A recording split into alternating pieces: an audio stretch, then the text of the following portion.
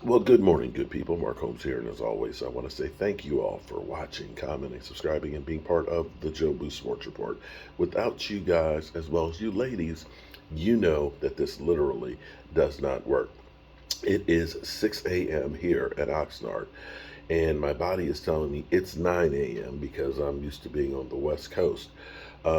In retrospect, I went to bed about 12 o'clock, which is like 3 o'clock, what my body was saying. But I was so excited about being here in Oxnard and getting ready to go for practice today that I've been like a kid at Christmas that I can't sleep. Um, and then last night I was having some issues on my computer and I couldn't figure out why the sound wouldn't work. I've gone through all the settings and everything else and things like that. But I tell you what, if you ever have a problem with your laptop and these new fancy things and all that, I went through because I've got the three screens. I thought maybe, going through troubleshooting, that maybe it was trying to send one to the screens that are separate and this, that, and the other. When I went through the settings, I kept, make this one default, make that one default, and going through all that stuff. In there, it has down. If you scroll down, it has a test or troubleshoot, and you troubleshoot, and basically the whole system goes through. It starts running a bunch of tests and stuff, and asking you, "Do you hear this sound? Did you hear that sound? No, I didn't hear it." Boom, and then it checked the drivers, put a new driver on it. So it's like, oh, okay, so that was it. So that's what was the problem that I literally spent a couple hours trying to figure out and couldn't figure out, but now we've got it fixed. So anyway, that's not why you're here this morning. I am so excited to be here in Oxnard. Yesterday being the first padded practice, that there was good and there good and the bad and the ugly, of course.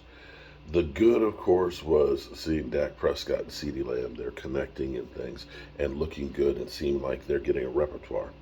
The bad, James Washington getting the Jones fracture of his foot, and the Cowboys are saying 6 to 10 weeks, which puts it somewhere October, maybe, where we now are definitely kind of behind the gun as far as wide receivers go with experience. We don't have much experience at wide receiver right now, and that is a big worry.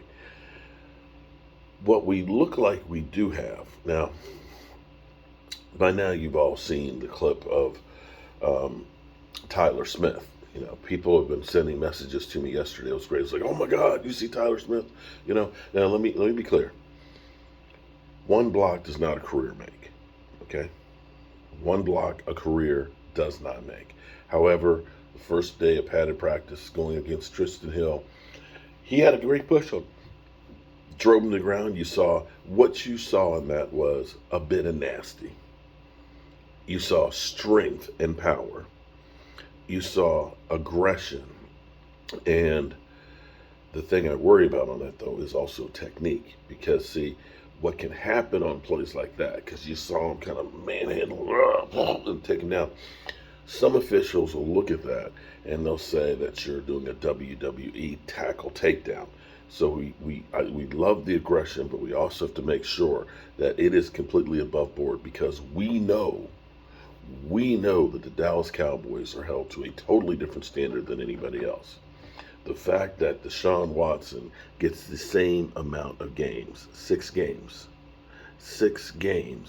for all of the suits that he settled, versus Zeke Elliott's one, where Zeke Elliott didn't settle, where Zeke Elliott wasn't arrested, where Zeke Elliott was never charged, lets you know there is Cowboy standards and then there's everybody else.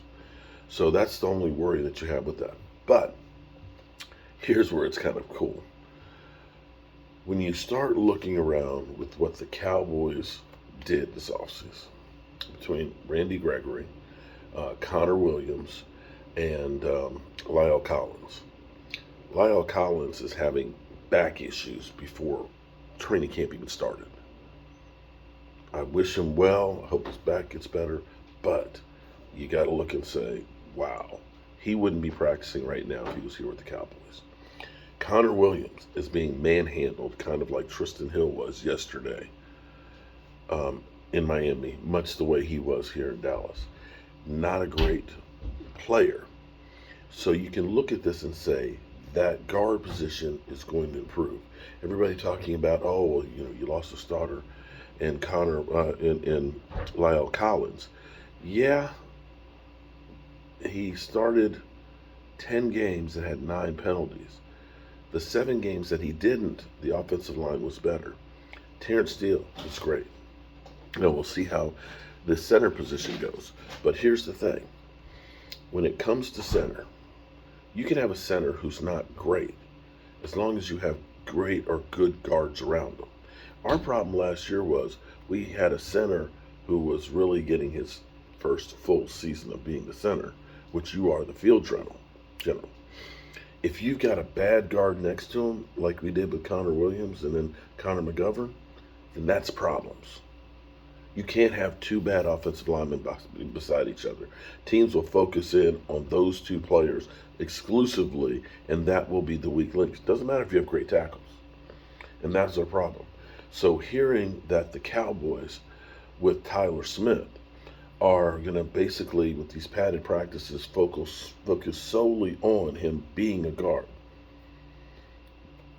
it's great news because that's going to protect the center.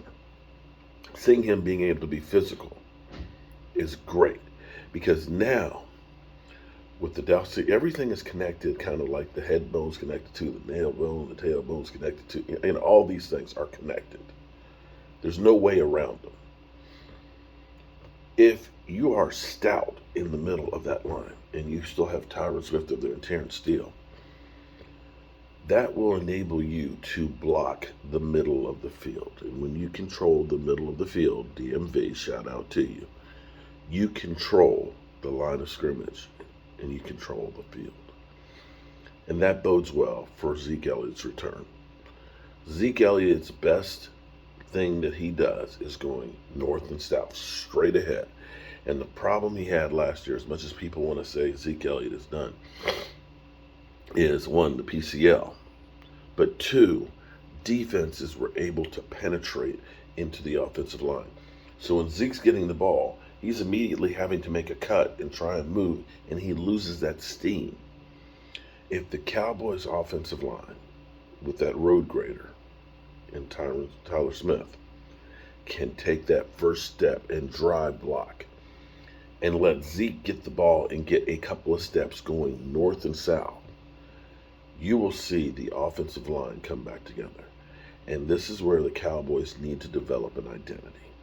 I looked at the Dallas Cowboys last year, and we did a lot of things really good. Oh my God, we did so many things so good. The problem was we didn't do anything great. We didn't have an identity and a bread and butter that you said, that's the thing when shit hits the fan that we do. So I'm hoping that that's going to be the case, and we're going to need that to help the passing game. And I think about how the Cowboys were forced to change. Sometimes until you hit rock bottom, you will not do something different. The Cowboys lived and died with Tony Romo's arm until the 2014 season.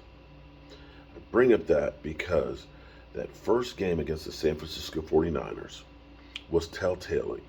Tony Romo coming back from back injury, I think it was, threw 3 interceptions, and it could not get the ball down the field more than 15 yards. And you looked and said, Tony Romo's career is done. You looked at that game and it's like, this season is done. But that ended up being the evolution of the Dallas Cowboys running the football again. We knew until Tony Romo was ready, we had to run the football. And we discovered this is good.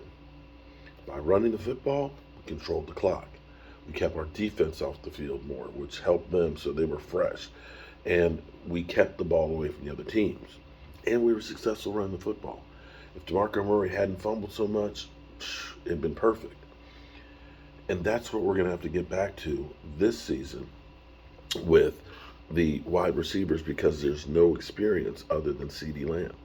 There's no wide receiver on our roster that has caught a touchdown pass currently. Unless you say Dalton Schultz is a wide receiver. Yeah. The cupboard's bare. And we know Catboy's not going to sign anybody. All right, so let's listen to Zeke Elliott because Zeke Elliott truly is going to be needed to have a good season here on Total Access last night from training camp. As a leader, and especially on this offensive side of the ball, because you're a guy that all of those guys look to. You know, when things are going bad, they're going to look to you and that. So how have you evolved, even in your own running back room, you know, with some of the younger guys that are coming up behind you?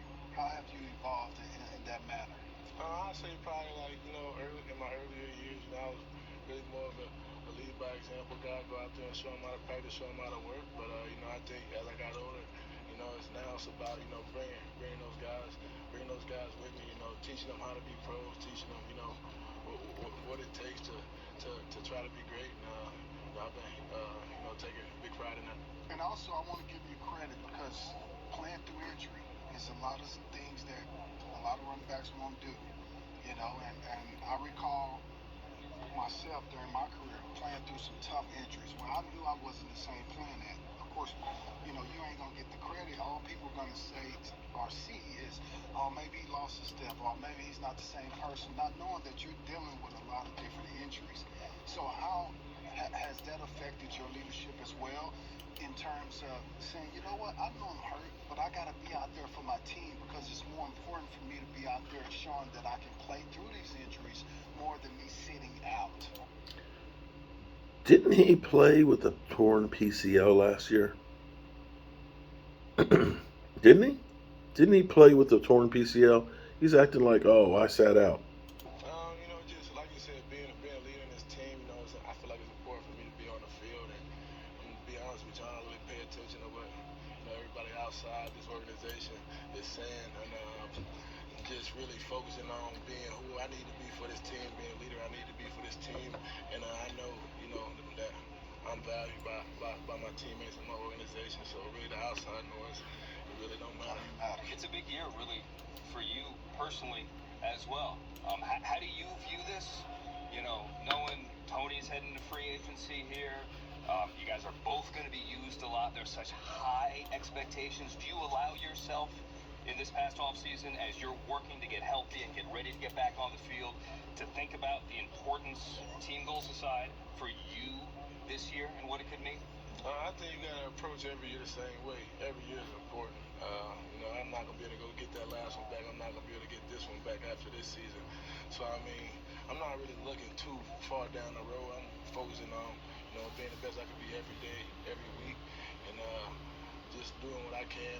I feel like if I, take care of what I need to take care of every day, day by day, that when the season's over, I'm gonna be in a good spot. There we go. Amen. Handling business with Siciliano. Also handle business on the football field. We're very much. All right, so that's Zeke Elliott getting asked stupid questions about, staying on the field. That's the one thing you cannot look at Zeke Elliott and say that he does not tough it out. He has been one of the most consistent players on the Dallas Cowboys, and health-wise, he's played through lots of injuries. But the Cowboys, we're really going to need Zeke Elliott this year, especially to start the season until we get Michael Gallup back. We'll see if Catboy decides to kick the tires on some other receivers.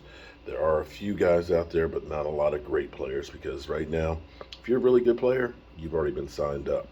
We'll see how everything goes. I'm excited as can be to be here at training camp, and we're going to be getting some content and stuff. We'll be live streaming and doing some things and all that. And of course, I'm going to take care of my mama, as in Tracy too. Got to make sure mama's happy as well. Hope you guys are having a great day, and I'm just waiting for everybody else to wake up today. I'll see you soon.